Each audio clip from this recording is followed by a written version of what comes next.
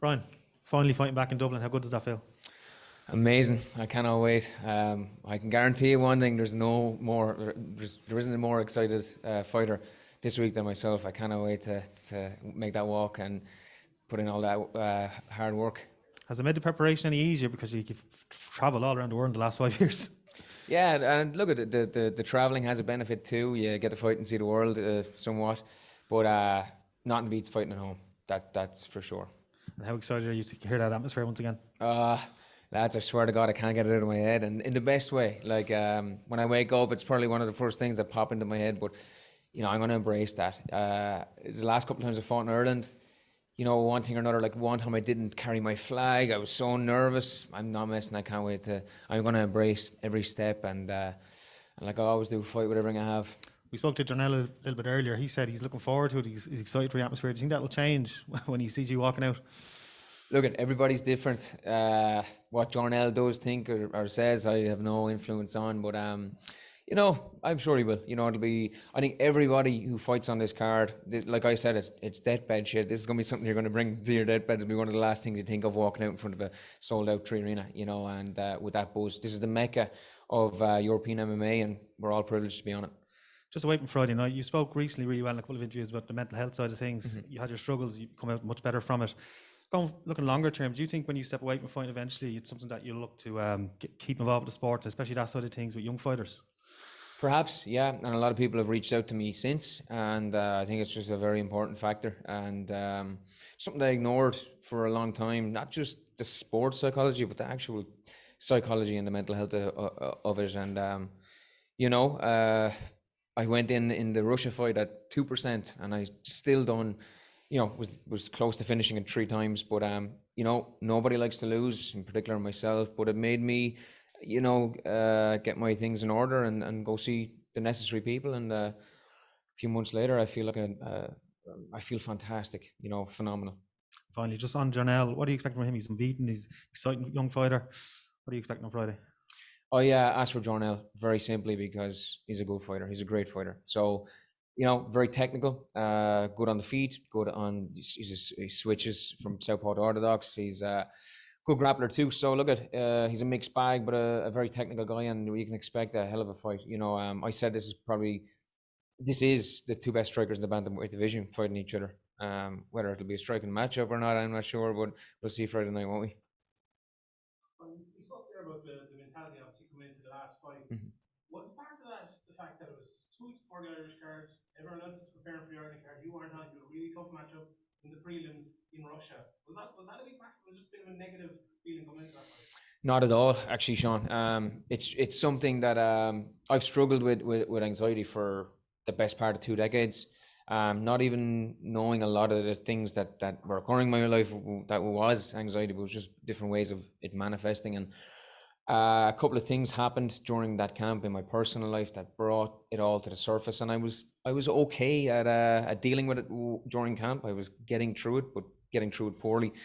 But when I arrived in Russia, I was by myself, and I had nothing else but that in my mind, and I just hit a different level, went overload, and when I was there, I was like, right, let's just survive this whatever I'm going through.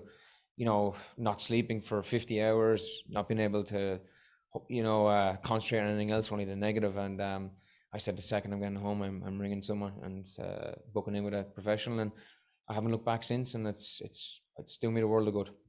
Obviously, a big part of that is focusing on the positives. There's lots of positives of coming into this fight. You wanted a big name in the top division. You got one. You're fighting in Ireland. Is it a totally different mindset as we're here now, 2 days out from the fight? Totally different mindset because of the changes that I've made in my life. I have a fantastic life. I've the best family a man could ask for, without a doubt. And I have a lot of things to be grateful for. But look at anxiety and things, don't really care for that a lot of the time. But by me speaking to someone and me putting positive steps on a daily basis has made this, has made my life a lot better, and I'm here now. And, with the Russia fight, I was kind of taking it whatever, and if I won, I was like, it'll give me a good spot on the Irish card, it'll give me a good opponent. Well, here I am anyway, you know what I mean? So it's a fantastic fight, and I'm feeling phenomenal. I said the word great, that doesn't do it justice. I'll ask you about the fight in a second. But first of all, you always put up on Instagram in different places, flag and family. Family and flag. Yeah. How important is that for you? And obviously the family first, that's very important. But you speak a lot about your family, and we see it all the time with your lovely young girls and your wife, obviously. But family, you have a tattooed in your, or sorry, flag, you have a tattooed in your body. The history of Ireland is very important to you. You know, some other people come out and their flag, and, you know, sometimes maybe it's to get a pop from the crowd. But for you, it's different, isn't it?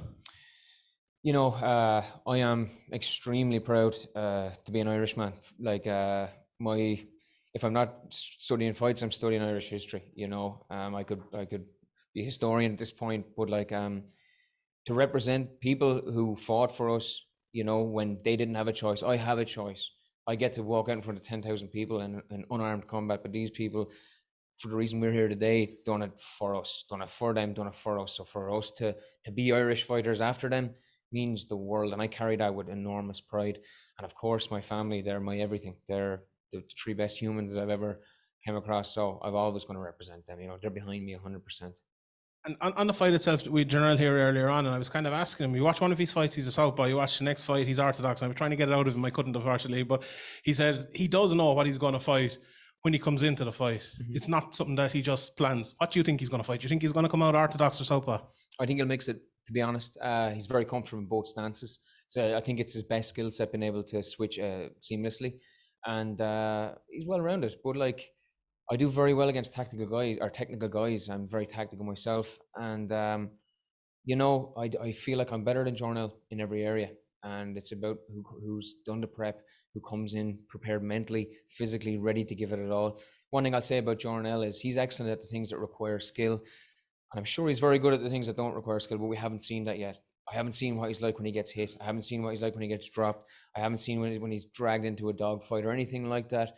You've seen me in every situation, you know, and I'm fighting tooth and claw, you know. So it's going to be a very interesting fight, and this is why I asked for it. He's a good opponent, and here we go. Friday night, we'll know.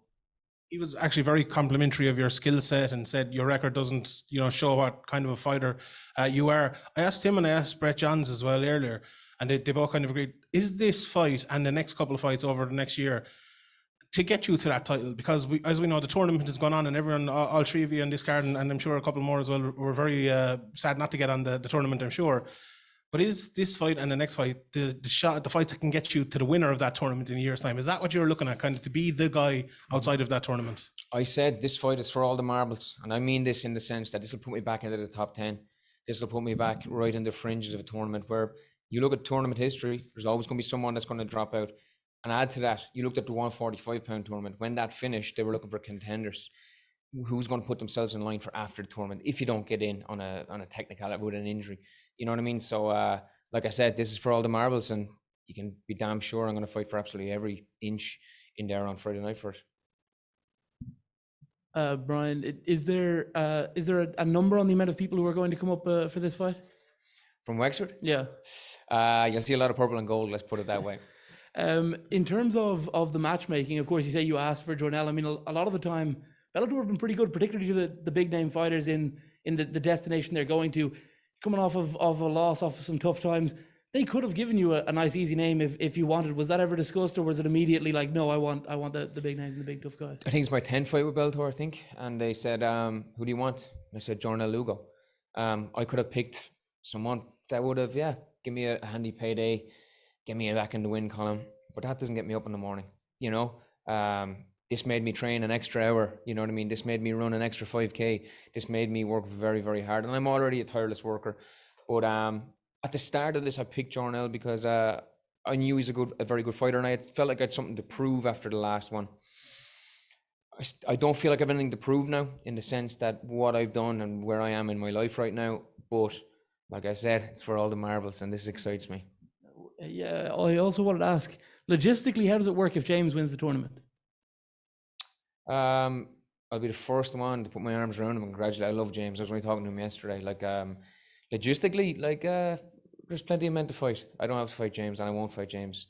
We're teammates, but we're brothers. We're more than that. We live together. I showed James how to cook a steak when he was a kid. You know what I mean? Made him showed him how to make scrambled eggs, for God's sake. So it's not someone I'm going to fight. And we've talked about that. We've talked about that in length, and we said we just won't do it. All right, just a couple on the Zoom here. Brian. Ben, go ahead. Hey, Brian, I just want to bring up how no opponent of yours has had more than 2 losses since 2018. Your mentality here shows that you're welcoming the challenge. And like you stated, that's what gets you up in the morning. How do you cultivate that competitive mindset deep into your career?